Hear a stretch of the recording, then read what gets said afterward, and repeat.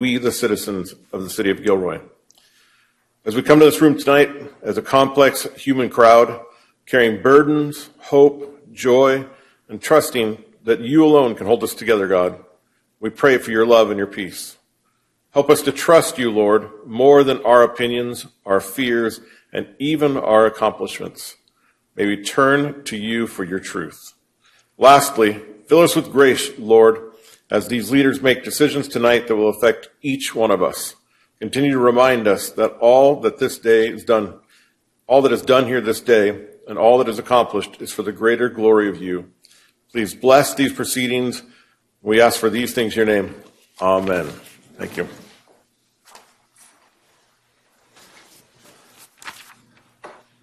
Thank you, Pastor. Moving on to item 1.6, orders of the day. We have none. Moving on to item 1.7, employee introductions. Finance Director Harjo Sengha will introduce a new employee. Thank you. All right. Thank you, Mayor. Tonight, I have the privilege of introducing Nayeli Martinez.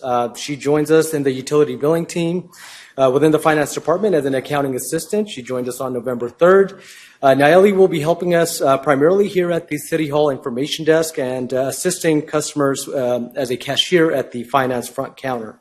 Nayeli comes to us from the city of Santa Clara, where for the last 5.5 years, she's been working in the cashiering department, processing transactions and being familiar with processes that pertain, similar processes as the utility billing division. She's very excited to join Gilroy, primarily because she's able to find a similar role that she had in Santa Clara here locally and is able to drastically reduce her commute time as well. Nellie has a passion for continued learning and self-improvement, and she's already enrolled herself in accounting courses at a local college beginning next quarter.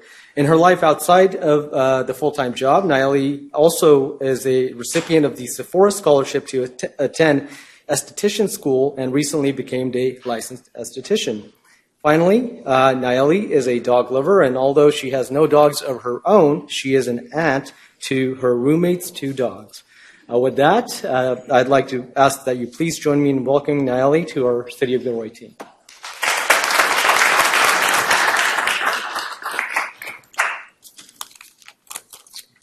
Good evening, Mayor and Council members. Thank you for the opportunity to be here. I'm looking forward to working with all of you, and I'm excited to join the finance team in serving our community.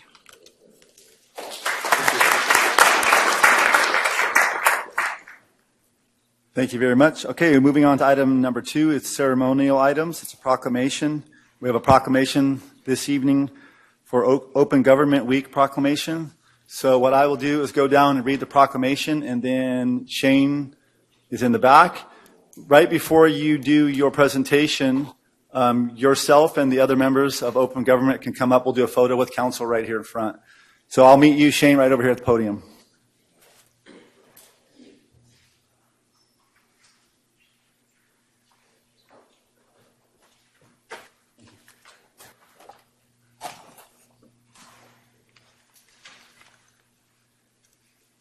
Okay, City of Gilroy Proclamation. Whereas on November 17th, 2008, the Gilroy City Council passed Ordinance 2008-11, putting in place by practice and endeavor the Open Government Ordinance.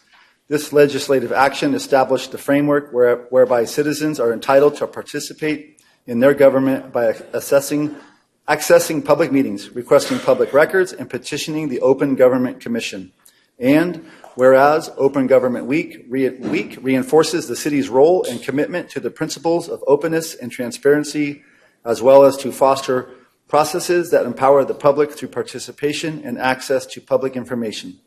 And whereas an open and accessible government is the cornerstone of democracy, and it is critical in establishing and maintaining the people's trust and confidence in their government and their government's ability to effectively serve its citizens. And whereas declaring an Open Government Week allows us to recognize the importance of transparency, participation in public meetings, accessing public records, and communicating with the Gilroy's council, boards, and commissions and committees. Now, therefore, I, Greg Bozo, Mayor of the City of Gilroy, together with the City Council on this 17th day of November 2025, do hereby proclaim November 17th through November 21st, 2025 as Gilroy Open Government Week, and encourage all residents to contribute to an open government through council correspondence, comment at public hearings, and access public records to remain engaged and informed. Thank you. Thank you, sir. Would everybody come up and take a picture with us? Diana? Anne-Marie? Sharpie?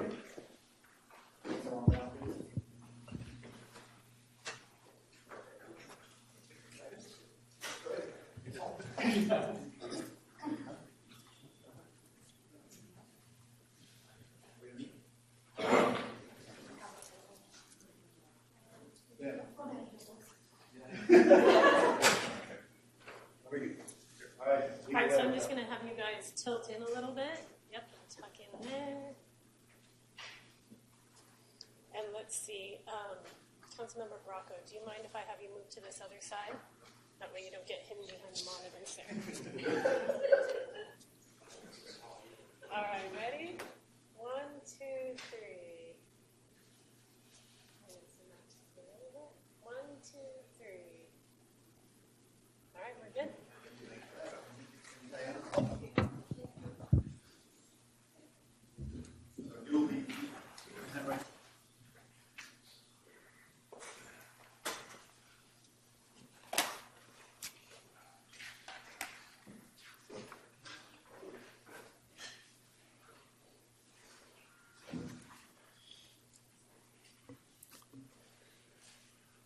All right, my name is Shane Somavia. I am a member of the Open Government Commission, and I'm here to present our year in review for 2025. First, I'd like to thank the mayor, the council, for appointing our 2025 Open Government Commission members. We have a full membership now, and we're able to catch up with our 2024 open government requirements as well as forge forward for 2025. Our kind of guiding light is through the OGO's roles and responsibilities. These are specifically outlined in the Open Government Ordinance. Talks about advising City Council and providing information. We do that through council correspondence. This council has received 2 correspondence from the Open Government Commission. It's just our way of communicating to council members based on some recommendations or advice we'd like to offer. Also, briefings and presentations just like I'm giving today. We develop goals through work plans. We've developed 4 work plan items that, again, we're working through, and we're about 3/4 of the way there as we're winding up 2025.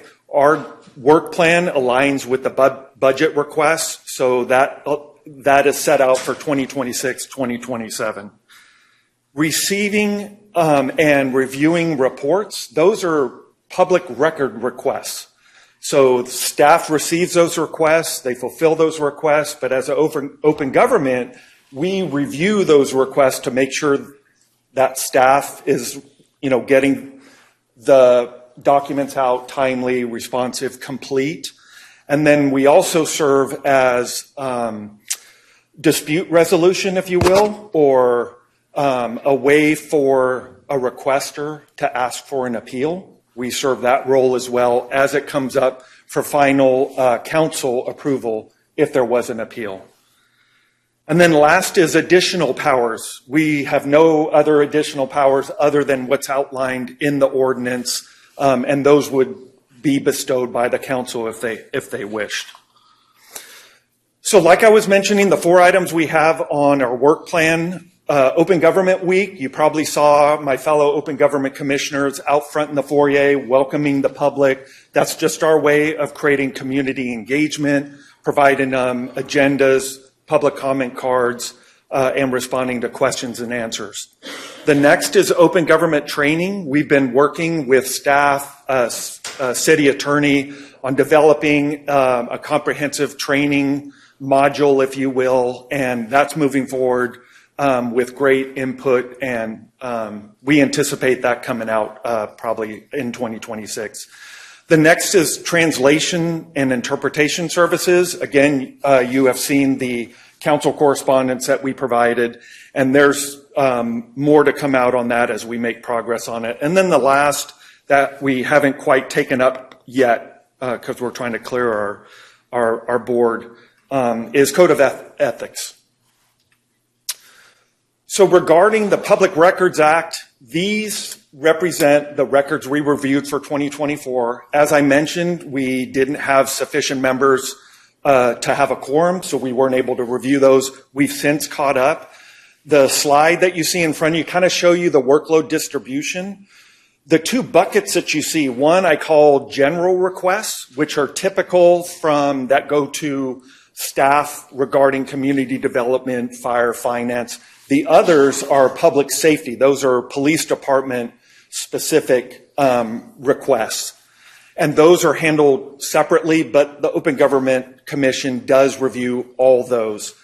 This kind of just gives you a highlight of the workload as it crosses month to month. And then I added the top 5, so it gives you an idea of, hey, where's all the workload resting?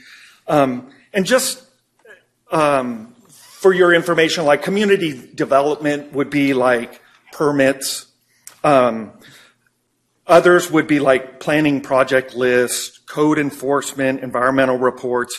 Fire, that's incident reports that the fire department provides out, mostly for insurance claims. Finance would be expense reports, business licenses, and then the city clerk, she provides ordinances when the public asks, hey, do you have this specific ordinance or this specific resolution? Those go out in that form as well. And then we go on to 2025. This has been the distribution we've had for 2025. Last Thursday, we just wrapped up our last review for the quarter, which ends in September for 2025, third quarter. And again, that's kind of the workload distribution regarding general requests and police department requests. And then kind of our highlight for this week, of course, Open Government Week, which started with the mayor presenting the proclamation. And then it doesn't end tonight. We'll be at the library tomorrow. We'll have an information desk welcoming the public, showing them how to make public comments. How can they engage with the Open Government Commission? How can they request records? How can they watch a video of the council meeting if they're not able to attend here tonight? And then on Wednesday, we'll be at Gavilan College at the Free Speech Pavilion, providing students access to the same information and services we've been providing at the library and what you saw this evening. And then lastly, I'd like to recognize the commissioners on your current board, Diana Bentz, Emery McCauley, Janet Crewley. She's not able to be here with us today, but Sharpie Sandhu and myself. And I'd also like to recognize our admin specialist and clerk on the Open Government Commission, Kim, who provides us that support, Bryce, who's our sponsor, and then we had the pleasure of working with Stefan this past week. So all of staff have been very professional and quite helpful for us, steering us through all those reports we had to review. So pending any questions from the council, I'll stand by, but this concludes my presentation. Thank you, Shane. Any questions for Shane by council? No, thanks a lot. Great presentation. Thank you very much. Thank you, Mayor.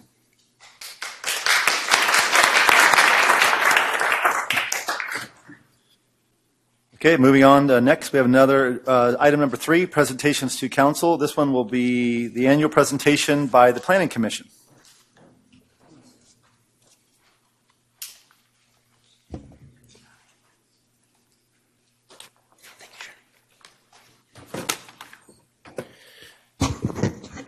Good evening, Honorable Mayor and Council members. My name is Manny Bandel, and I currently serve as the Chair of the Planning Commission. The following presentation is a recap of the Planning Commission's work for the trailing 12 months. We, the Planning Commission, are a group of 7 members appointed by City Council to act as both a decision-making body for development applications, conditional use permits, and variances, and an advisory body to City Council for subdivisions, planned unit developments, zone change amendments, and development standards, comprehensive planning studies, and zoning code. Currently, commissioners include myself as chair, Brian Downhour, vice chair, Patricia Benson, Stephanie Ellie, Anador Kushner, Adriana Leongard, and Monica Valdez. Planning commissioners currently serve a 4-year term. The Planning Commission worked on many projects over the last 12 months. This includes 4 ARC and site review applications, 5 tentative maps, and 1 variance. We'd also had training to learn more about the California Environmental Quality Act, hosted by our Assistant City Attorney, and Planning Commission training hosted by the League of California Cities. Now here are some of the projects that we would like to highlight. In October of last year, we reviewed a ARC and site permit for a contractor's yard at 230-260 Los Animas Avenue. The 3.6 acre yard included a 120 square foot restroom building to service the employees and associated on-site improvements, including a parking lot, landscaping, and areas to store outdoor equipment. Typically, ARC and site permits do not require Planning Commission approval, but since this project is located in the Murray Los Animas Overlay District, these type of projects do require our review. And that's an image of the contractor's yard. In May of 2025, the Planning Commission reviewed 8875 Murray Avenue, also known as the Heat Wave Project, an eyewear company that has continued to expand its presence in Gilroy. The project included the development of 3 light industrial warehouse buildings totaling 120,000 square feet to be used for office, warehouse, and light industrial uses. And that's a front view of the new corporate headquarters for Heatwave. In August of this year, we reviewed an ARC and site permit to develop 2 industrial buildings, which included on-site improvements such as trash enclosures and parking. And that's the image of that property there. It's off of Maraca Drive. In January of this year, we recommended to the City Council to approve a zoning map amendment to rezone 37.5 acres undeveloped property from A1 Ag to RH Residential Hillside, and a tentative map to subdivide 37.5 acres between Miller Avenue and Santa Teresa Boulevard into 54 residential lots. The project is known as the Renfu Villa Residential Project. When developed, the project would include 40 tract homes, 14 custom homes, and a clubhouse that would serve the owners of the 14 custom homes and have a preservation area of approximately 17.7 acres. We also received training workshops. Planning commissioners need to train for a number of reasons, which include legal compliance, knowledge of planning practices, effective decision-making, public service transparency, and best practices. We also received annual updates for environmental review, including CEQA updates. In 2026, we will review current planning development projects and complete the zoning ordinance update. We will also continue to be training on land use regulations and relevant state laws. And before I wrap up my presentation, I'd like to thank our community development team for all their hard work and questions that planning commissioners may ask. And with that, my presentation is concluded. Any questions for Manny? Questions? No questions. Thank you, Manny. Thank Great you. job. Thank you.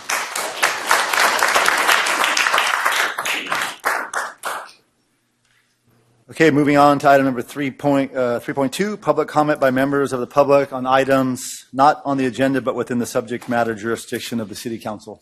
Thank you, Mayor. I will call up Anne Marie McCulley, followed by Paul Von Pelt and Greg Felios.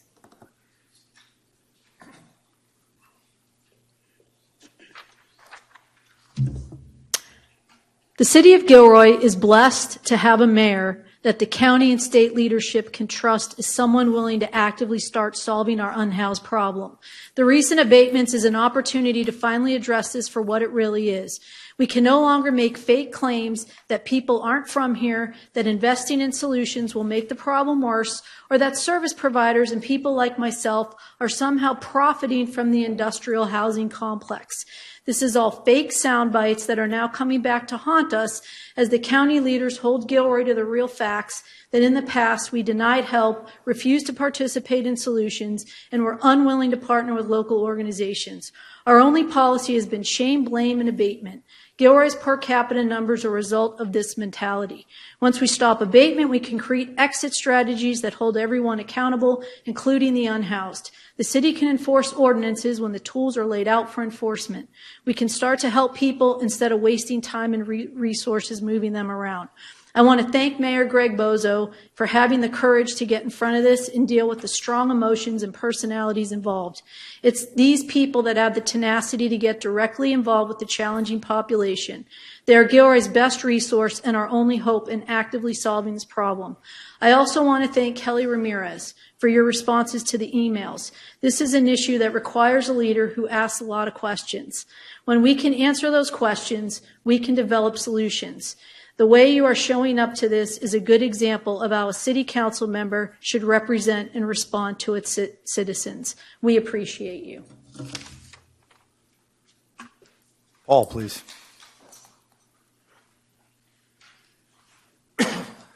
Hello. Thank you for hearing me here.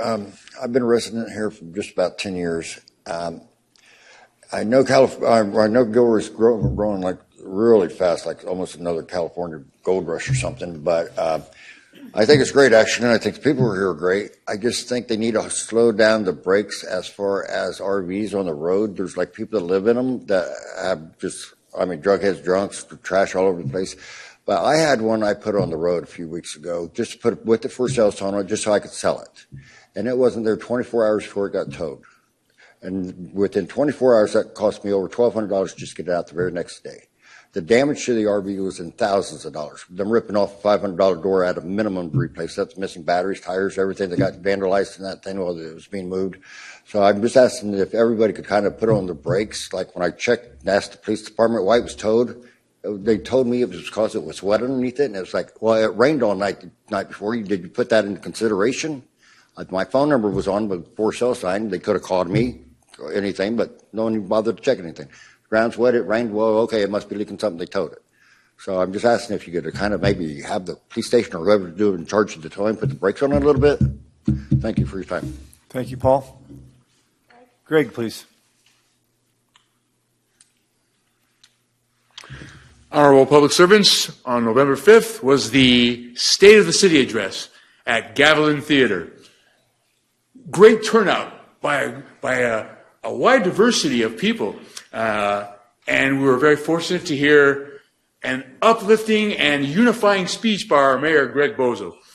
It was great that he pointed out different people in the community as being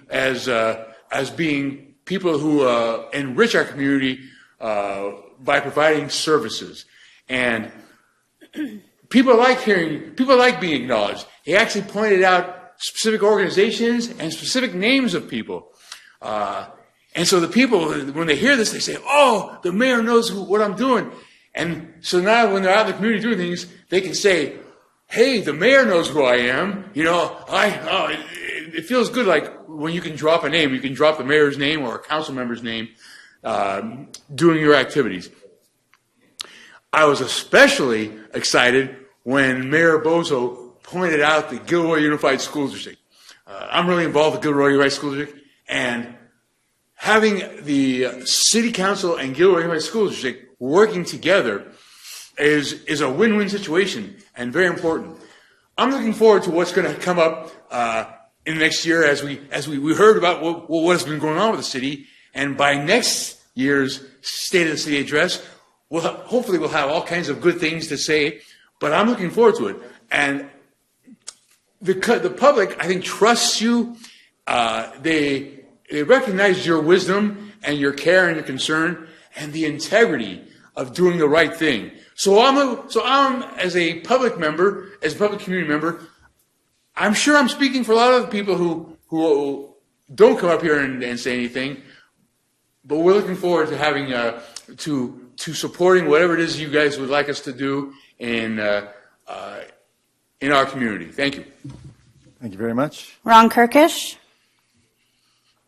Thank you for that, and I really appreciated the mayor pointing out all the 5 bats flying around. That was really cool.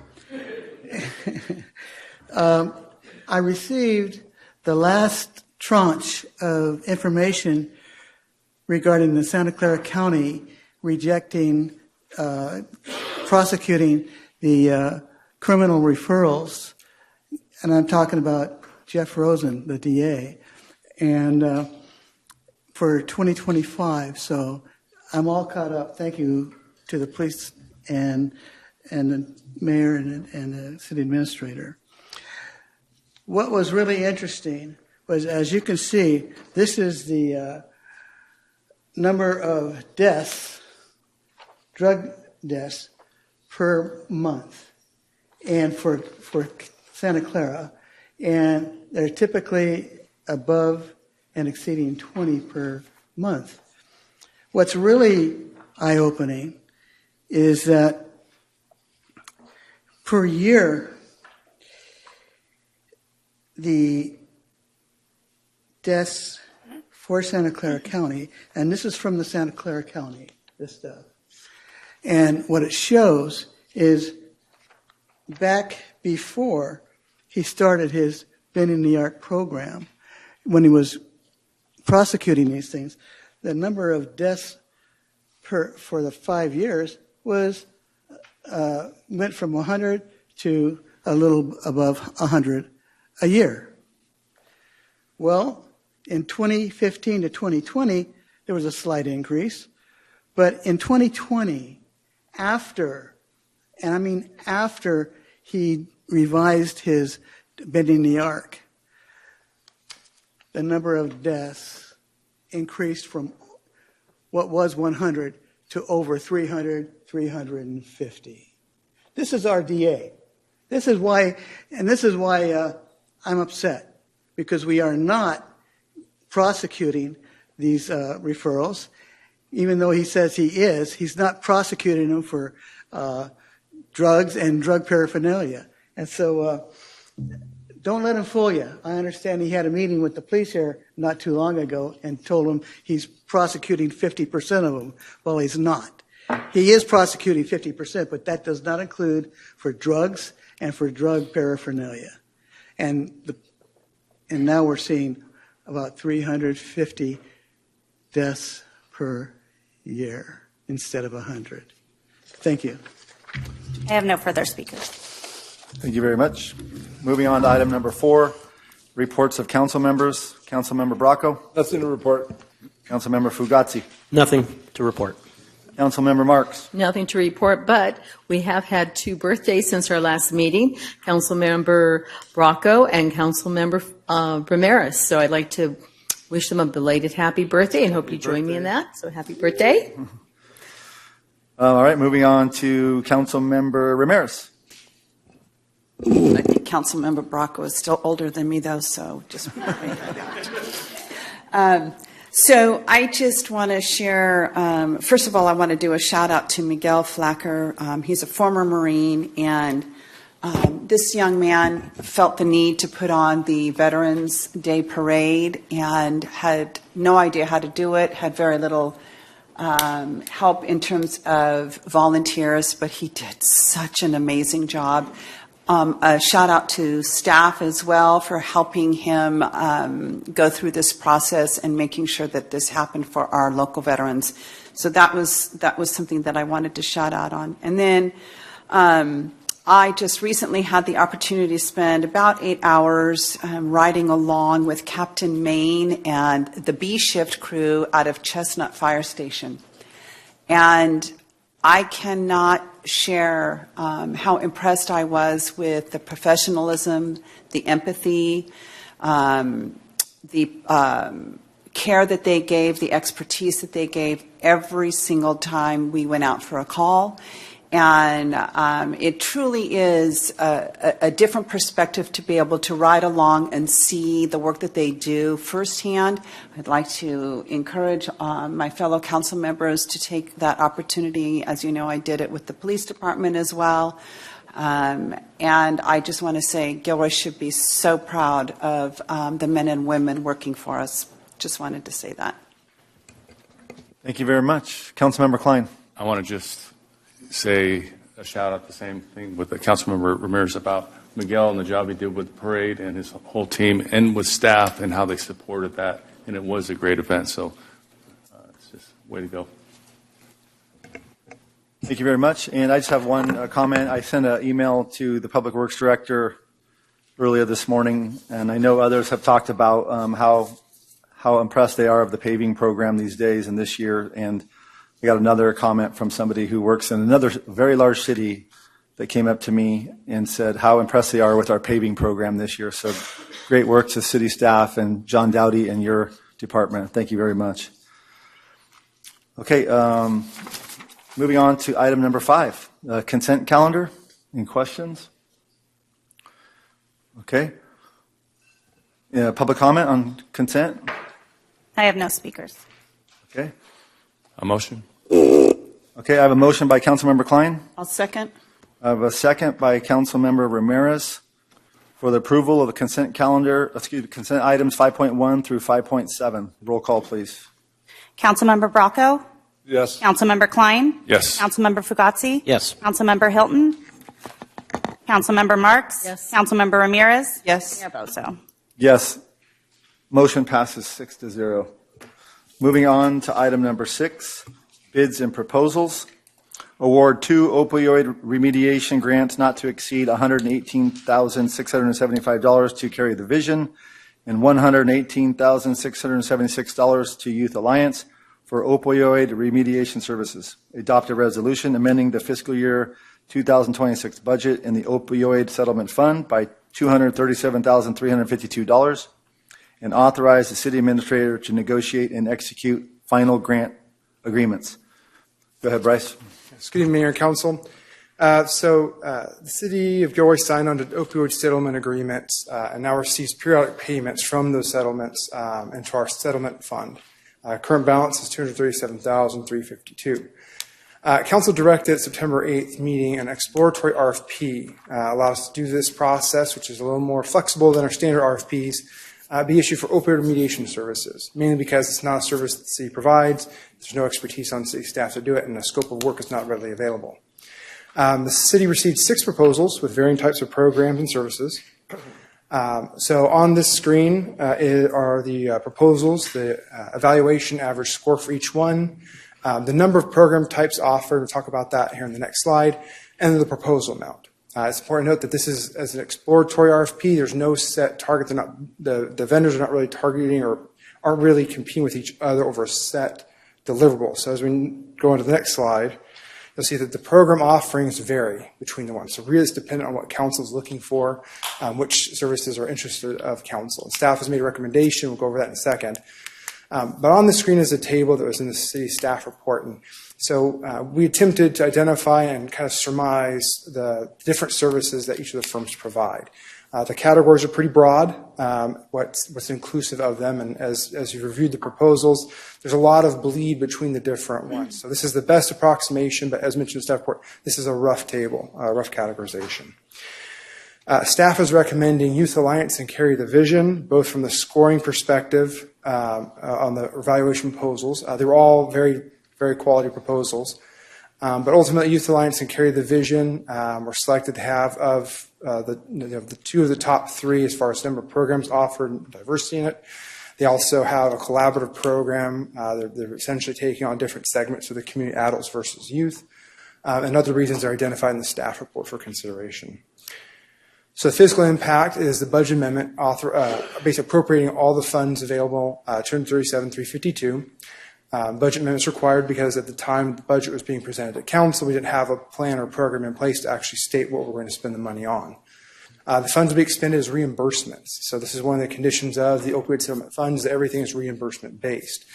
So funds will be reimbursed for qualifying expenditures under the final contracts, consistent with the requirements imposed by some organizations and agreements. So to get that into context, there's multiple tiers of review. So we submit our reimbursements to the trust administrator. Those expenditures are reviewed both by the trust administrator for the national settlements, but also California Department of Health.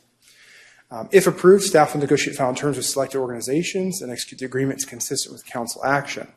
Again, because there's such a variety of services depending on which firms council decides to award to, those agreements will be negotiated as far as specific measurable, specific requirements for getting those reimbursement funds.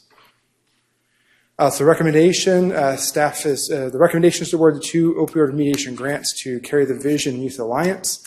adopt a resolution amending the fiscal year budget and authorize the city administrator and their designees to negotiate and execute the final grant agreements.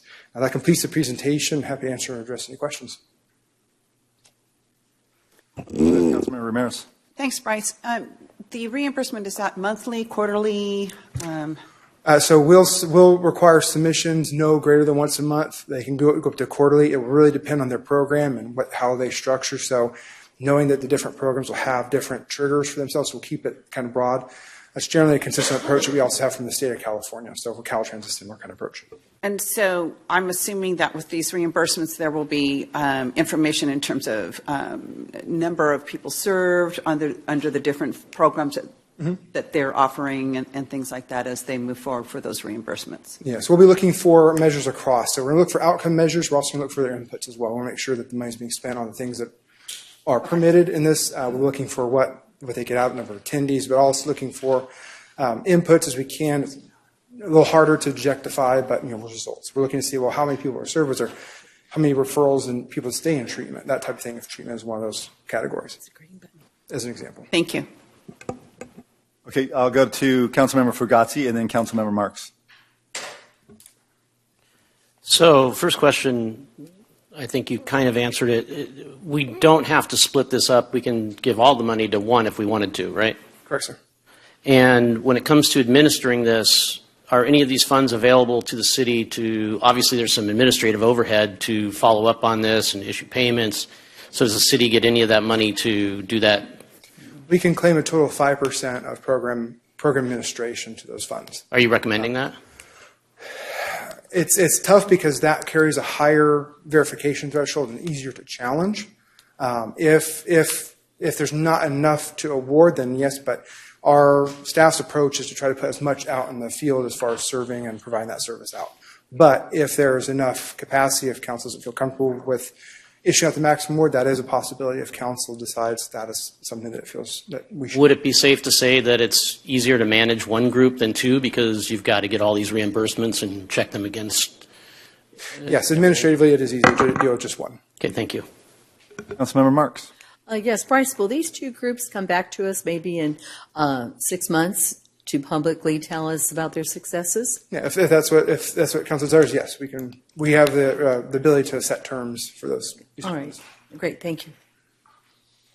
Councilmember Klein. You mentioned that the two groups did a collaborative approach to this. So answering that question as far as one instead of two, it seems like they put their everything together to kids on one hand, but adults too. So they both have strengths, and they're putting that together. It seems like, right? From what you could see? That's from what their proposals are based on. And I like the whole idea of accountability. There's a lot of that in this, so that's really good.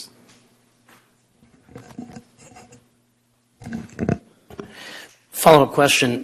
One of them could use the services of the other, though, right? I mean, it doesn't. Okay, just want to make sure.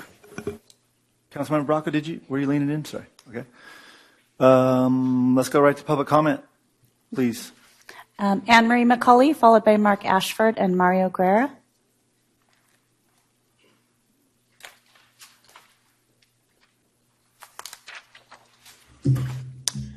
Hi, I'm Anne Marie McCauley. I read through all the applications and find it encouraging that there's additional resources available that would like to service Gilroy. I'll be reaching out to each of them so we can develop our network as a city. When I came across the opioid grant money, I specifically thought of Carry the Vision because they are physically located in Gilroy and I'm aware of their services and the people who are in the program. I myself am sober 30 years. One of the important components of long-term sobriety is community. While I think the other applicants have valuable services, Carry the Vision and Youth Alliance create community within Gilroy and even employ those who finish the programs. Gilroy directly benefits from these results when our community members get sober and give back. Local citizens reach out to these organizations to help integrate people back into the community in a healthy and productive way. Narcan is important for giving a person another chance at life. Carry the Vision and Youth Alliance help people build that life and sustain it. The city of Gilroy has many social problems that stem from drug addiction. We are lucky enough to have organizations with grit and commitment to address this challenging issue. The Youth Alliance has proven effective in communicating specifically to Gilroy youth who need to be educated on the dangers of opioids and prevention. Carry the Vision has specific diversion programs needed for those challenged by the criminal justice system, as well as other aggressive and effective programs that they continue to develop as stated in their application. Many of you campaigned on the concept of local control.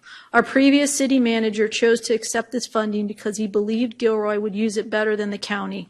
Please vote to grant this funding to our local organizations where the control belongs, and use your best judgment on how to split that up. Thanks. Mark?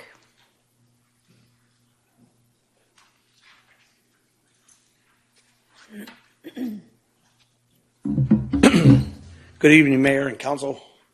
My name is Mark Ashford, Program Director for Rooted by Carry the Vision and a lifelong resident of Gilroy. This work is deeply personal to me. 2018, my cousin Amanda died alone in a bathroom at Los Animas Park from an overdose. Before becoming a Healing Circle facilitator, I had to confront my own trauma and addiction. By the grace of God, I was able to begin that healing during my last incarceration, and I continued through my work in this community. Our Healing Circles create a safe, informed, and supportive space for anyone affected by addiction. People who are actively using, family members, and those in recovery. This past year, 3 former participants completed training and now lead circles of their own. With additional funding, we can expand our outreach, increase capacity, and strengthen recovery pathways. Carry the Vision also trained peer mentors with lived experience who were active in both county and faith-based recovery networks. But we have to pause that program due to funding limits. This support would allow us to restore and grow these services, work that is urgently needed and truly saves lives. Thank you.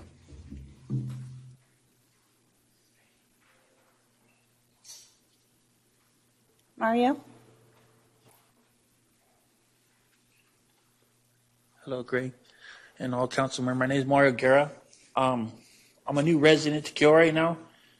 I was in 2022 to 2024. I was a resident at the Elmwood Men's Facility in Milpitas, and I saw firsthand the opiate overdoses that were taking place there. There were several in the lockdown facility, several on the farm itself, and it was a epidemic like none other that anyone had ever seen before. Since I've been out 18 months. I started going to Carry the Vision, and I started was a participant of the Men's Healing Circles. Later on, I became a circle keeper myself. I hold one at the reentry center right here in Gilroy every Monday. And I even hold a circle at the Gavilan College because I'm now a student there as well.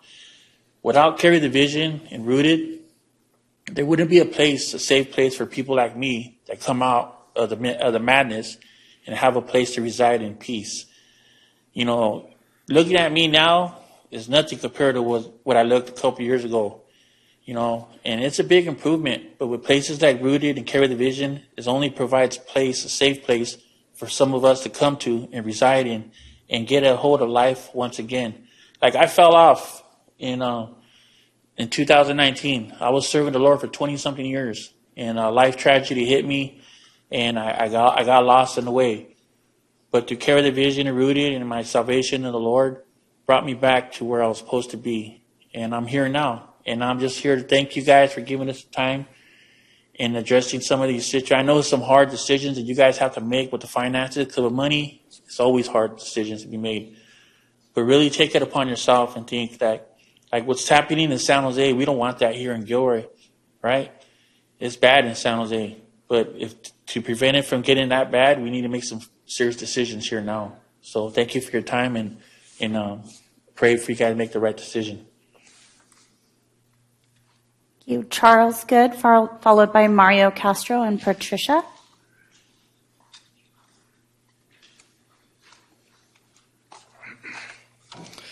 Good evening, Mayor and Council. My name is Charles Good III. I am a lifelong Gilroy resident as well as an employee of Rooted by Carry the Vision. I have personally and profoundly been impacted by the opiate epidemic In my role with Carry the Vision, I participate in healing circles with Mark, Mario, and the team, where I can let my guard down, receive mentorship, support, and encouragement to push beyond my own limits. For people my age and younger, generational and economic gaps can make it feel like older people don't get it. But in these circles, I've experienced that it is the complete opposite. With additional funding, I hope to become a circle keeper myself and continue investing back into my community. Thank you.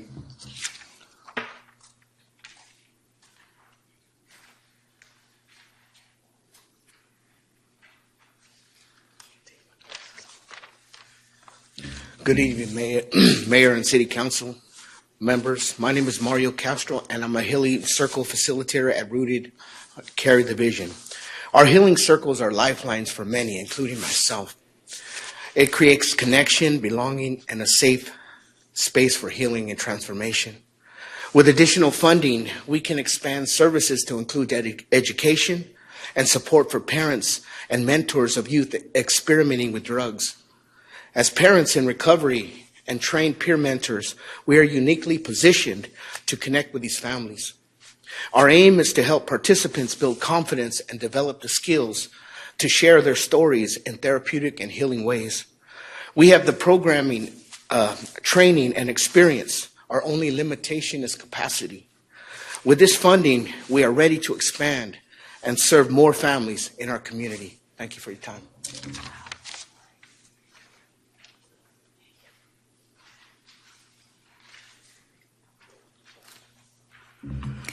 Good evening, Mayor and City Council. My name is Patricia Marquez Singh, and I'm a proud supporter of the transformational healing work that occurs at Carry the Vision and Rooted. We all know the data related to drug use, specifically fentanyl, in our community of Gilroy. But people are not data. People, all people, every single person has a story worthy of being heard. Investing in such initiatives like this allows us to come together to support people who are suffering from addiction and their families in a culturally responsive and trauma-responsive way that honors their individual path to healing with integrity, respect, and compassion. It is what we all need. It is what the world needs. Together, we can build a safer, healthier Gilroy, one family, one circle, one life saved at a time. Thank you. Aubrey, followed by Sam, and then Ron Kirkish.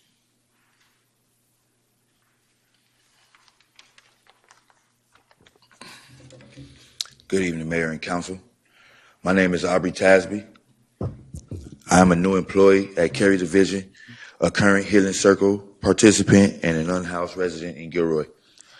My boss often says I'm a bridge, a translator, and a healer. I'm learning that healing begins when we are seeing exactly where we are and who we are. Even though I've been abated multiple times, most recently on Friday, I've been given a purpose beyond my own suffering that keeps me showing up. That is what Rooted by Carry the Vision does and what I'm learning to do as well.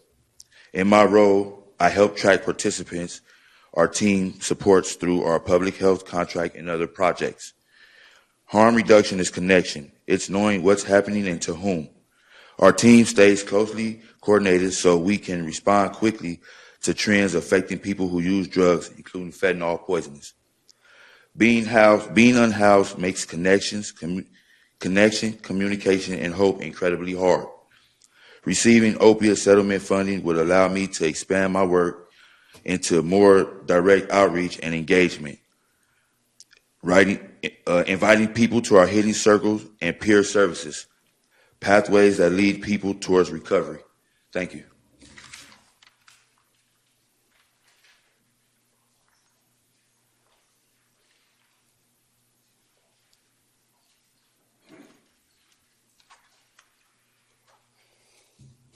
Good evening, City Council and Mayor. My name is Sam Brown, also known as Pitt. I am currently unhoused in Gilroy and have experienced the homelessness on and off for 20 years. After my mom passed from cancer in 2019, I felt hopeless and alone. which led me to co-found Pit Stop. I joined Kerry Division in 2021, shortly after my brother had passed away from a fentanyl overdose. Vanessa and I were amongst the first in Gilroy to access and distribute Narcan during the pandemic. Out of desperation, we had to act, and that mindset continued at Pit Stop and rooted by Kerry Division.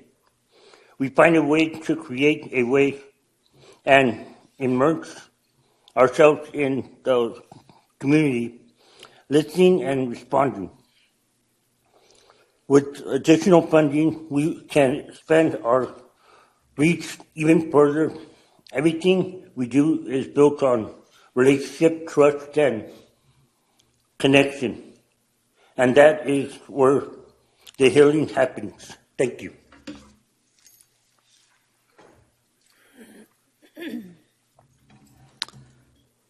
First of all, I'd like to thank all of you for coming tonight and speaking up. It's important. And I'd also especially like to thank Anne Marie. The two most serious drugs, they mention fentanyl a lot, but I think, from my recent investigation with the county resources, meth is the most serious drug that people die from, and fentanyl is about second. It's a big problem. Thankfully, we are starting to see gentlemen like this and ladies like this wanting to turn their lives around, become good, productive citizens again. God bless them. We need to not only spend this money, we need to spend a hell of a lot more. Thank you. Thank you, Ron. I have no further speakers. Okay, thank you very much. So back to council. Further questions or comments for Bryce? I don't have anyone on the board except Councilmember Fugazzi from before, but I'm doing a visual. Anybody? Go ahead, Councilmember Fugazzi. First thing I'd like to say is thank you for all the stories. It keeps it real, and it's hard for me to hold back the tears a little bit, I must say, because it's real. And I have a lot of addiction in my family over the years, so there's some realization coming from that. Part of the effect of having this money is because some citizens got involved and look at budgets and stuff, which is really great. I think it's incumbent upon most citizens to get as involved as they can to figure out how to help others, and sometimes it's just lifting up a rock and finding some money, and we have the opportunity to figure out what to do with that. I personally believe that this organization, where all of these individuals came up and spoke about, is worthy of being the custodian of the money and using it to work with other community groups to throttle, so to speak, the money to the need that they see. And if that means youth, it's youth. Which youth and where and how, that's great too. And if it's for reaching the unhoused, I think that's a thing that we really need to do right now in Gilroy, as we know how many unhoused are addicted and how much services they need. And the outreach and having a couple of individuals come in here was really great on that as well. So that's the comments I wanted to give, is that I would really support and think that also for the administrative overhead and everything else, to award it to Carry the Vision, the entirety of it, and let them kind of work out what they need to do to meet the requirements of the grant, and then work hand in hand, one entity with the city. Thank you. Councilmember Bracco? No. Since no one else has their hand up at the moment, I know there was discussion of 5% that you talked about as well, and I'm not sure you know, if we, because I get the sense that you were looking for a direction on council about the 5%, if we think that would be appropriate for staff to have. If that's what council wishes. So it would come out of the same pot, the same 237, 352. It's not additional money outside of it. Okay. Councilmember Ramirez. So I know from my past professional experience, a lot of times the money is not worth the effort. In terms of, do you feel that if you were to get the 5%, that the administrative piece to get that money back would be burdensome, or is weighing it out? Is it worth it, or is it probably more problematic to request it? It would have to claim it would take some additional labor there. It really comes down to a competing interest of whether to have it in-house or out. Certainly the community. There's not the amount of workload, and on top is not dramatically so. Most of the work's already been expended just getting the RFPs and the proposals to here. Okay. I don't contract award, that's just maintaining compliance. So. Okay, so I'm going to suggest that we don't go down that path, would be my recommendation.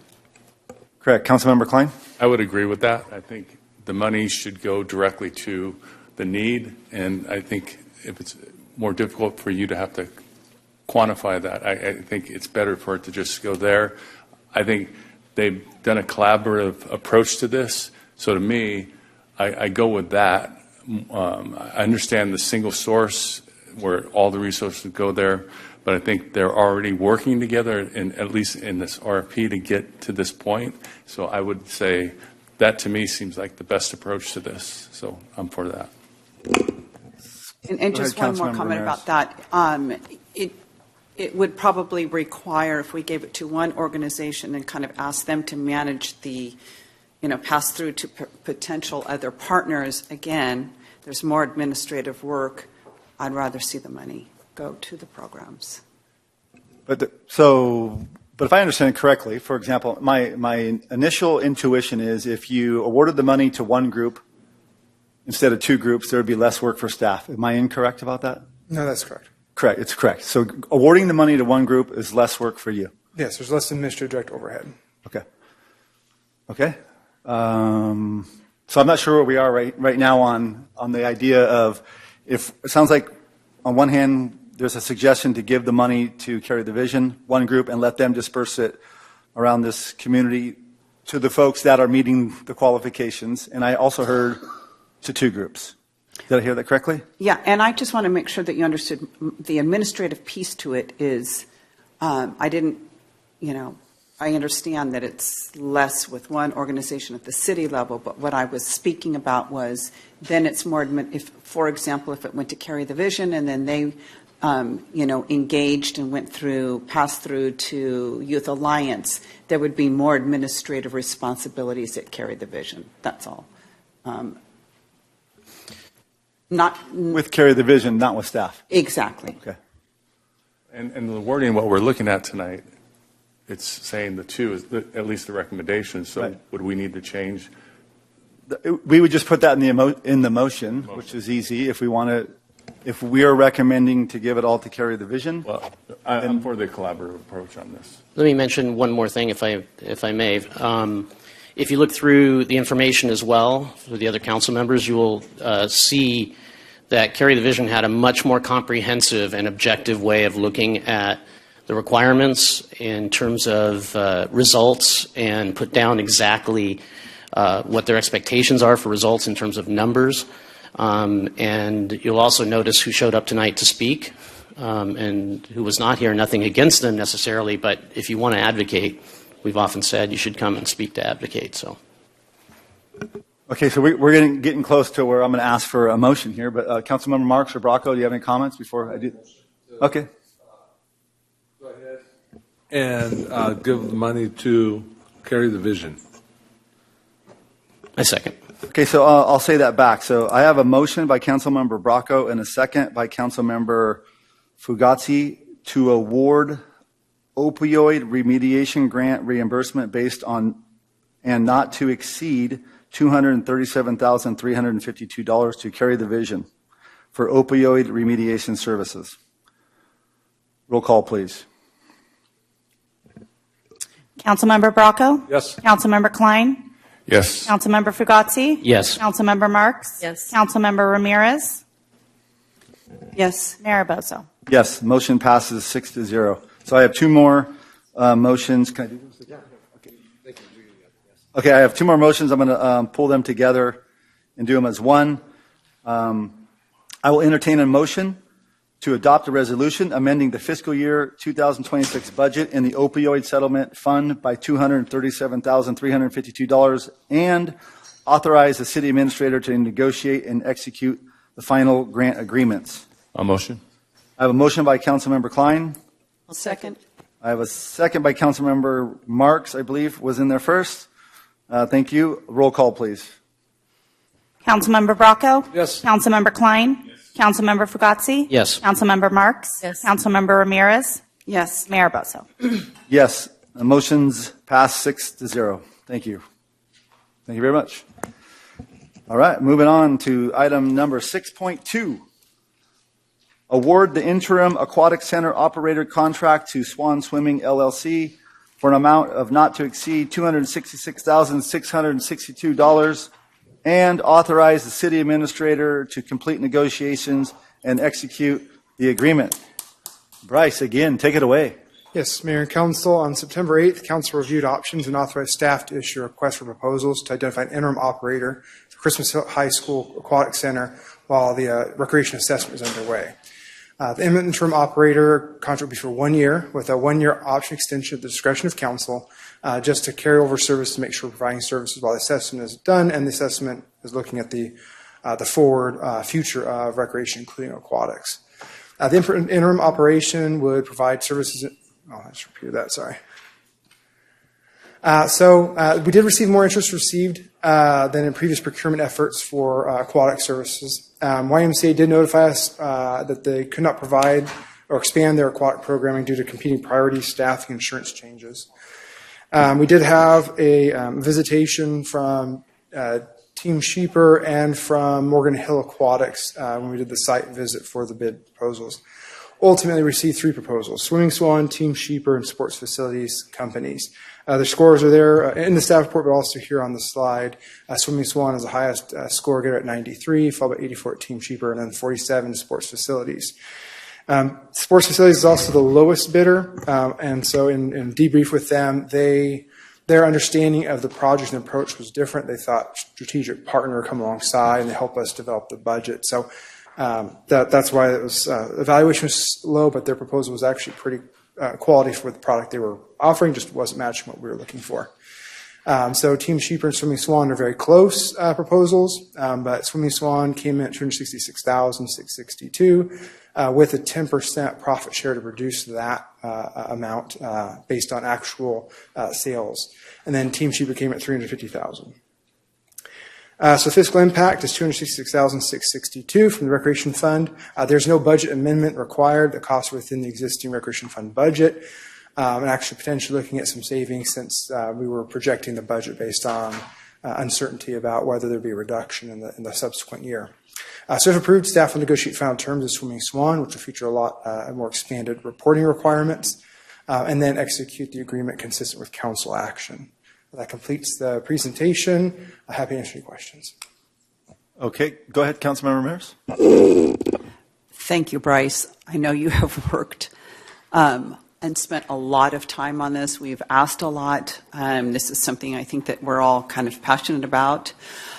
So I want to thank you for all your time on this. I did speak with the COO of the Y, and their new insurance carrier will not provide insurance unless they own the pools. So that's really unfortunate because I think they would have come in with a very good proposal. My understanding is that we cannot change things now because the RFP process is finished. I think it's just unfortunate because Team Sheeper, I think, looking at the two offerings between Swan and Swimming Swan and Team Sheeper, I think that they would have probably been better for the community. Their their pricing structure was more affordable, and the amount of scholarships that they were going to provide our residents, and the cost of only $5 is, I think, significantly lower even than the scholarships that Swimming Swan would have provided. So, again, it's unfortunate the way that they understood the process and then based their proposal on that understanding. It is what it is, but I think this is just fortunately 1 year, and we're going through the whole assessment for the Recreation Department and the needs to the community, so that's kind of where I feel. Okay. Councilmember Fugazzi. Quick question. Why do you think that there were more people applying this time than when before it seemed like you said that there wasn't really good applicants? Honestly, not sure, to be perfectly frank. We advertised the same firms as Recreation advertised the last cycle, but we definitely had a lot more interest. Unfortunately, we haven't done the after interviews yet as far as any respondents or those that didn't respond that we submit. Usually that's what we interview for, is whenever we don't get enough responses, we try to find out why was nobody interested in it. In this case, I'm not entirely sure why we got more interest than others. It may be the only real key difference is that we identified recognition of profit in the proposal process. We provide the management fee in the program, but we identified an opportunity to indicate an expectation that would be profit in the margin somewhere for them. So that might have been more interest, but again, that's very speculative on my part. When it gets to the just negotiation next part, right, where you get the contract together, is there a way to ask for a larger profit share? We can ask. Again, that can. So let me ask you this then. So we can ask, right, which means they may not want to do it, but in the case of Team Sheeper, right, clearly they have a much larger potential for profit because, number one, they used a much lower sales number, which is going to be probably wrong because probably Swimming Swan got it right because they've got historical information to roll off of, so their profit level is going to be higher. If we decided to pay the $350,000 contingent on them doing a certain amount of very large profit share over an amount to earn back some of that money, wouldn't that be possible? It would be possible, but those terms would have to be, at that point, it's speculative on their part as a negotiating. Well, clearly they were interested, and clearly they were interested in coming down on the bid, which they can't do. The only thing we also have to be careful of is that once we start negotiating the process, if it's made to the point where it breaks the equity approach to having those proposals come in. So let's say we start selecting. If all of a sudden the arrangement arranges to the point where it meets, close to then that gets to the point of, okay, are we really just reopening that bid process in a way? Not explaining very well, but let's say, is the change in difference big enough where somebody could come in and then start litigation saying, well, no, you should have put it back out for recompetitive? I gave you an example, which is we're not changing the fee, right? So it's still the $350,000 fee. The key difference here is, say, at a particular level, our profit sharing goes up significantly, thus that we might earn back, $50,000 or $60,000 off of our management fee. I'd have to defer to city attorney. That's a legal risk, and I'm not really equipped to assess that. Mr. Faber, would you like to comment on that? Do you understand what I'm trying to propose? I do, and I think I'm with Bryce on this. This is not strictly a bid situation where we are bound to take the lowest responsive bidder the way we would be for construction contracts. On the other hand, at some point where we're completely changing the structure and allowing one competitor to, having submitted their proposal, to now completely change it or trying to do that, I think we would open ourselves up to allegations of essentially unfairness. Now, that's not a good legal concept, but if somebody was sufficiently upset about it, I would think that they could seek to get a court of equity to void the contract. even just on the one term, which is on profit share? Well, yes, it's one term, but you're talking about a difference in bids of $90,000 or something, and you're asking for one term, which would have multiple tens of thousands of dollars of ramifications. So it's one term, but it's a lot of money compared to the size of the contract. One of the other options just available to council, if it's not appealing, that is you can reject all the bids and reopen. And what would that process take in time-wise?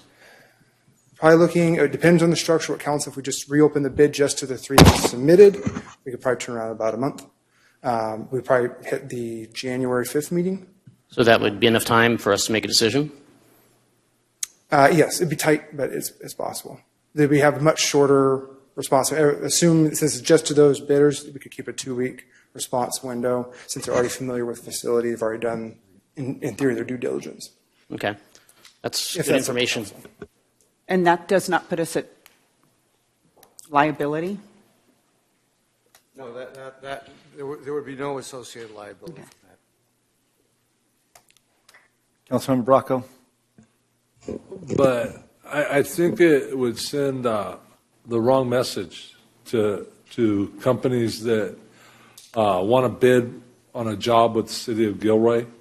It's hard enough to find people that'll bid on this stuff. And now Swing Swan bid once. We went back. They had to bid it again. Now they bid it again. And now some members of council want to go back and make them do it again. So I think it's very unfair because everybody knows what they bid. So now they got to go a little bit lower. So I wouldn't support that. Okay, we'll go to Councilmember Klein, then we'll go to public comment, and then we'll come back to council. I would just say I'm in the bid market. I bid stuff, and you have specifications. You have plan. I know this is construction, but I only get one shot at this, and it'd be great to be able to send a letter to a contract. Well, not just the contractor, but the owner, and say, "Hey, I could do this if you would allow me to do that." So I agree with Councilmember Bracco. It will send a message that we don't want to send out there. They had their shot. This is for 1 year, and we're getting it at a better price. And so I don't see the need to take it back out. Thank you. Let's go to public comment. Alicia?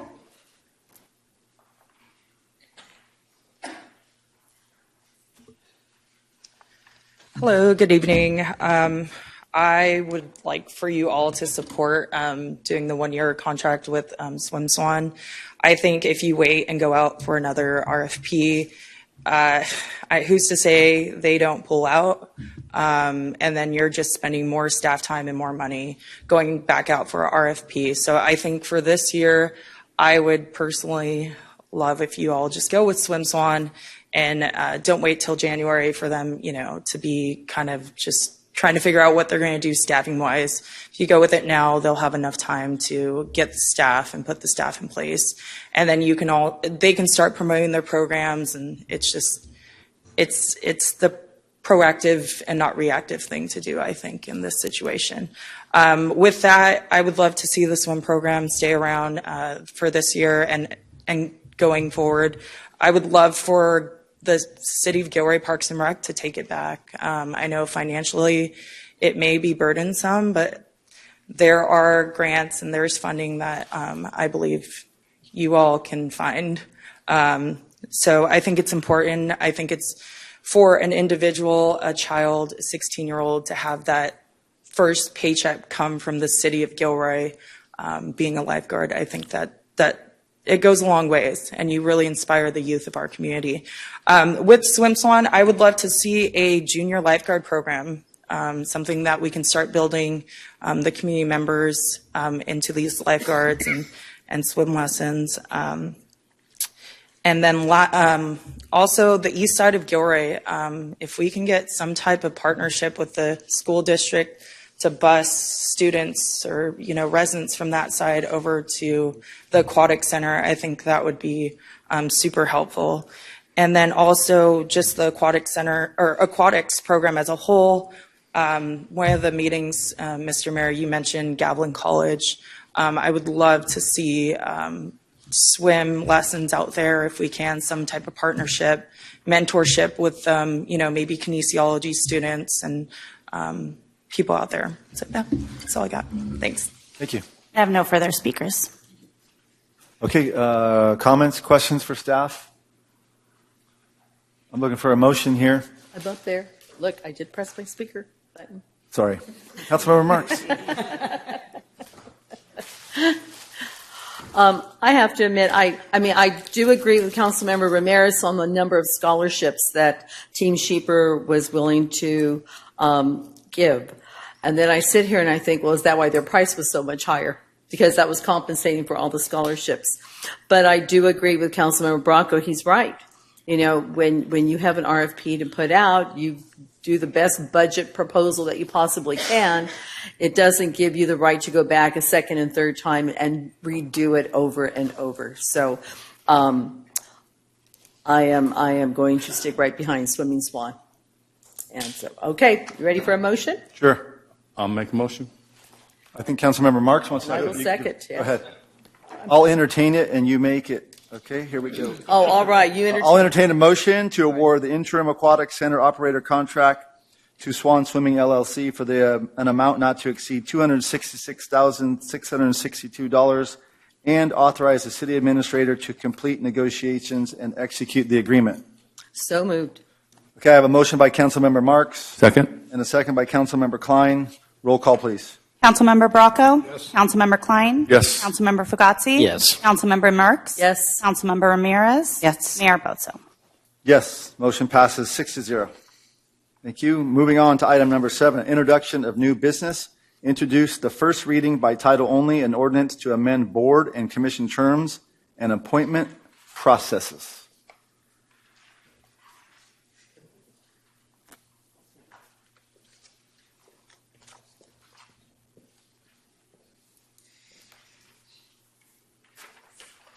I was told I had to present at the podium tonight. Good evening, Mayor, council members, city staff, and members of the community. Tonight I'm presenting an ordinance for first reading that would amend the terms and appointment cycle for the city's boards and commissions. The city of Gilroy conducts annual recruitments to fill vacancies on its boards and commissions. Currently, member terms are staggered between even and odd years, resulting in yearly recruitment and appointment cycles.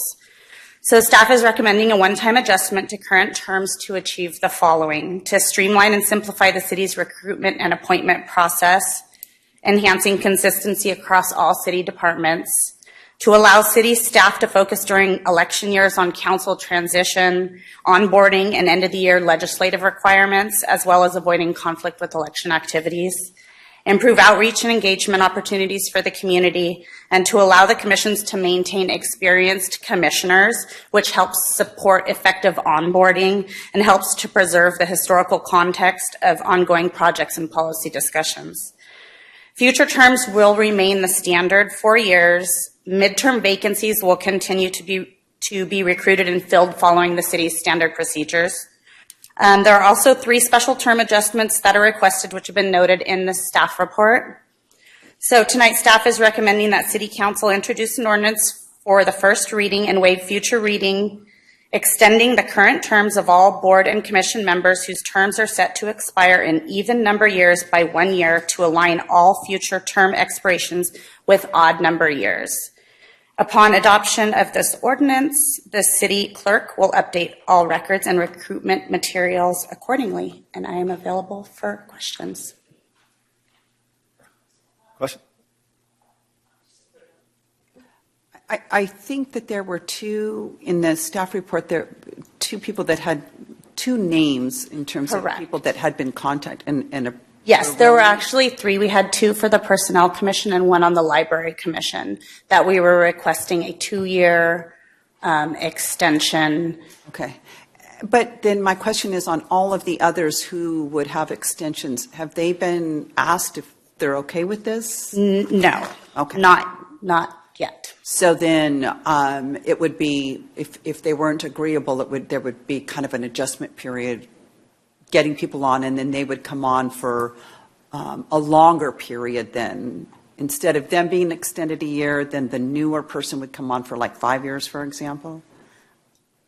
No, we would probably do a one-year recruitment. Oh, okay, just to cover the 1 year. Correct. Okay, perfect. Okay, thank you.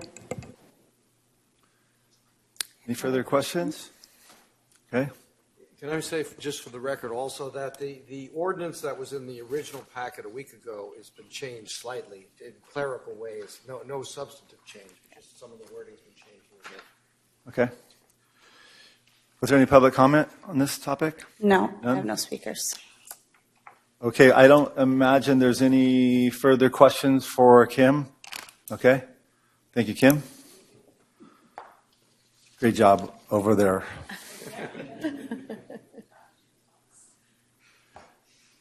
Okay, if there's no further questions, I will entertain a motion to read the ordinance by title only and waive further reading of the ordinance.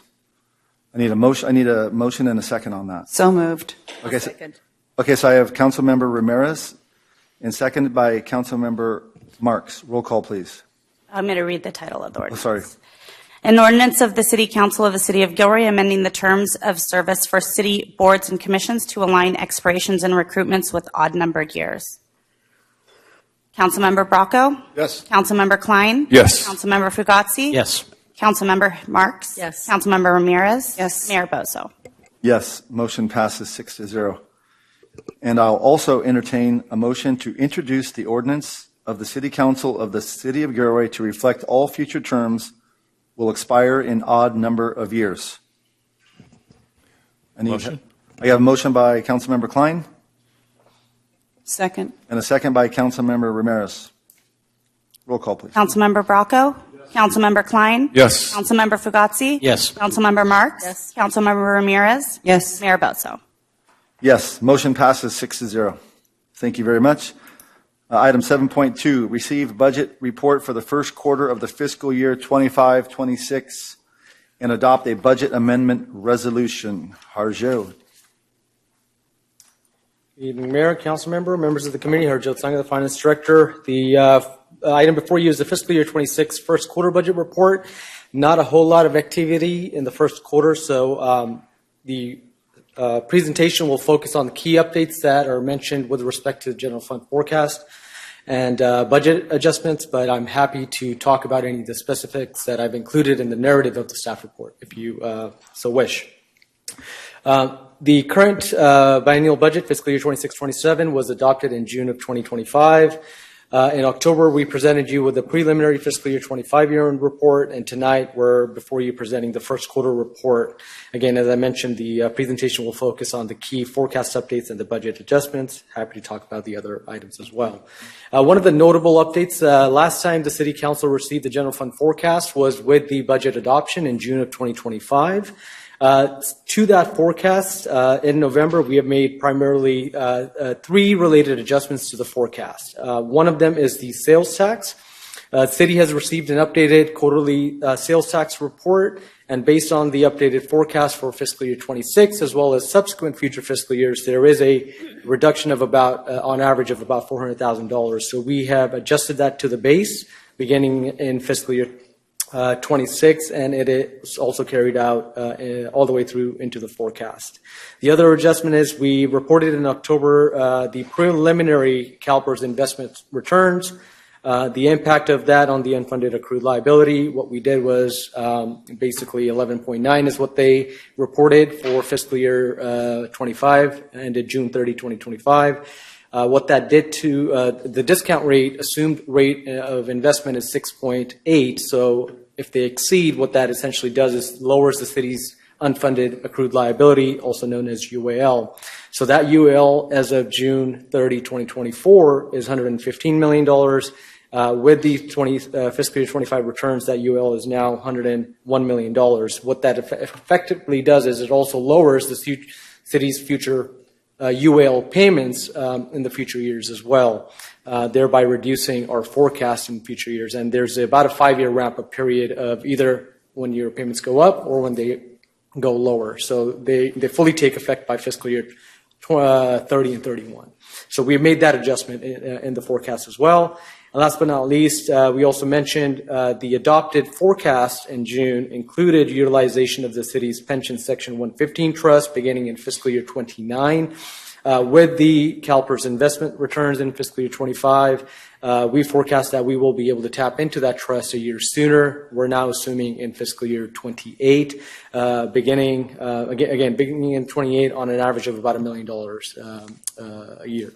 So what that does to the operating margins forecast, again, as I mentioned, primarily the impact, the negative operating margin you see in fiscal year 26-27, which are the two adopted budget years related to the sales tax. We had some positive operating margins in fiscal year 26. That is now going to be negative by about $100,000 in 26 and then $400,000 by 27. However, subsequent future years, with the CalPERS investment return adjustment plus the utilization of the trust, we essentially had neutral operating margins. We're actually seeing positive operating margins, so which is a good news on the horizon. So if things stay the course, that is an indication for us perhaps in the next budget cycle that we should be able to leverage some of those operating margins to reprogram them to either expand services. One of the examples, as I mentioned in the staff report, again, priority for the council is we're building a fire station. We should be able to start leveraging some of those operating margins to incrementally increase the staffing for that station. So that's an example, again, to be vetted out as part of the next biennial budget development process. That's really the key updates as of now for the general fund forecast. We will, again, monitor. We update the forecast. We'll try to update the forecast every quarterly budget update as we receive either sales tax reports or other tax revenue updates primarily. So the next update you can probably expect in February or March of 2026. The other item included in the staff report are budget adjustments. There are primarily three. Council approved a just of property purchase, which is the property adjacent to the corporation yard in June. The escrow didn't close, so this is really a cleanup item. From a financial standpoint, we just need to reappropriate those dollars to match the expenditure in the correct fiscal year. The other two items are, one is for economic development assessment study. We're recommending $60,000 be appropriated out of general fund to basically conduct an assessment, get the technical and the statistical data studies completed, so that way, if and when our new economic development director is coming on board, they have some data to hit the ground running. So we're recommending that we can at least start that process now. To initiate that work. And last but not least is a election outreach communication. We're requesting $12,500 beginning in January 2026. As you know, just the council and the community went through the transition to district-based elections. There are three districts that are going to be programmed in November 2026. So therefore, we're recommending, basically asking for a budget to conduct that outreach, to conduct either mailers, utility billing inserts, and things of that nature. So that would be an expense of the general fund as well. With that, that concludes my presentation. Happy to answer any questions. Questions for Harjo? Of a comment? I have no speakers. Okay, I'll go right to it. I'm going to entertain a motion to receive the budget report for the first quarter of fiscal year 25-26 and adopt a budget amendment resolution. Second. Okay, I have a motion by Councilmember Bracco and a second by Councilmember Ramirez. Roll call, please. It was Marks. Marks. Councilmember Bracco? Yes. Councilmember Klein? Yes. Councilmember Fugazi? Yes. Councilmember Marks? Yes. Councilmember Ramirez? Yes. Mayor Bozo? Yes, motion passes 6-0. Moving on to item number 8, City Administrator's Report. Yes. I'd like to congratulate 3 of our employees. They graduated last week from the Santa Clara County Leadership Academy, which has been going on many years. This is an 8-month intensive training program designed to build leadership skills and grow the next generation of our local government leaders. 43 employees from various disciplines across 17 agencies in the area made up the academy. In addition to the training, each participant works on a project team, with the team presenting their project to the Santa Clara City Managers Group, which I was sitting on, so I got to see them all. And they complete 4 coaching sessions with a designated professional development coach. We had 3 graduates, as I said, First, Fire Marshal Jonathan Crick from the Community Development Department, Human Resource Analyst Jason Davalos from the Administrative Services Department, and Deputy Public Works Director for Operations Matt Jones from the Public Works Department. So congratulations to all of them. Thank you. Thank you. That's it. Okay, moving on to City Attorney's report. Yes, a brief report on a case that we have at the California Supreme Court. I've informed you that we've been litigating with the Law Foundation over Public Records Act matters since 2019. There are actually no documents to be produced, and there haven't been any since 2019, but nonetheless, the litigation proceeds. We won 100% at the Court of Appeal, but the California Supreme Court granted a hearing. And 2 weeks ago, on November 4th, we had the oral argument at that hearing. The matter had been fully briefed for a year now, but it takes them that long to think about the briefs and digest them, and then they asked for oral hearing, which I did. That's why I was not here at the meeting on November 3rd, because I was up in San Francisco for the hearing. We had the hearing, and it was a very interesting experience. It was webcast or telecast live, and I've been waiting to report, but I want to pass on a link, but they haven't posted it yet. Very frustrating. Every day I look to see when are they going to post the link to the webcast, and I think you all might find it somewhat interesting. Hopefully they will post the link this week. We are cautiously optimistic, which is a lawyerly way of saying it seemed to go well. The justices were all heavily engaged. All 7 of them asked questions, which is not at all common at that level. But we, as I say, we are cautiously optimistic. My wife, who was there, feels a little better than that about it, but I'm being cautious. But we'll pass on the link for you. Anybody who wants to watch, I think you'll find it entertaining. That concludes my report. Thank you very much. Moving on to item number 10, closed session. All right, let me continue. We have 2 of them. Item 10.1 is conference with real property negotiators pursuant to Government Code Section 54956.8 and Gilroy Code Section 17A8. Property at 7491 Railroad Street. Negotiators Leanne McPhillips, Sharon Goey, Victoria Valencia. Under negotiations, price and terms of payment for purchase and or lease. Item 10.2 is conference with legal counsel, anticipated litigation pursuant to paragraph 4 of subdivision D of Government Code Section 54956.9 and Gilroy City Code Section 17A11 subdivision 3.1 case. Now these have different processes under our OGO, so I think the first thing to do is ask is if there is any public comment. I have no speakers. All right, then. For the first one, the real property one, we do not have to do anything until we go into closed session. Once we go into closed session, we have to take a vote to remain in closed session, and that is reportable. For the second one, we have to vote to go into closed session. And this is under the OGO. And it's my advice that it would prejudice the position of the city legally to discuss the matter in open session, and therefore I recommend that we assert the attorney-client privilege and do go into closed session. So we need a vote on that on item 10.2. Just a thumbs up? Yes, thumbs up. Everybody okay? Going in? All right. Okay, Thank you. the vote is unanimous. So we should now adjourn to closed session. Okay, we'll take a little break and come back at 7:45, please.